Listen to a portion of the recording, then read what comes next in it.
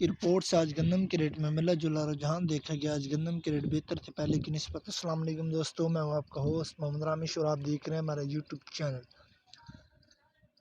जो दोस्त हमारे चैनल पर नए आए हैं उनसे गुजारिश है कि हमारे चैनल को सब्सक्राइब करें, वीडियो अच्छी लगी तो लाइक करें।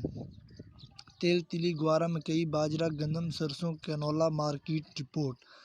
तिल 12,800, तिली 12,000, हाइब्रिड तिल 13,500, ग्वारा न्यू मॉडल 30% से 70%, 16,200 से 16,100, मकई 14 मार्चर डाउन, नो डैमेज नो फिंग्स रुपए न्यू 2590 पुरानी मकई 2220, बाजरा 3100, गंदम 2610 से 2620, सरसों मिल पास 3400 पहुँच, कैनोला 7200, तिल, तिली, ग्वारा, मकई, बाजरा, गंदम, सरसों, कैनोला की खरीदो फरोख्त के लिए रब्ता करें।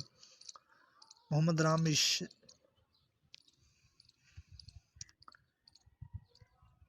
नोट: तेल, तिली, मकई, गंदम मौका लोड खरीदारी फरोख्त कम प्रोवाइड। कपास हरूनाबाद रेट 6,500 से 8,000।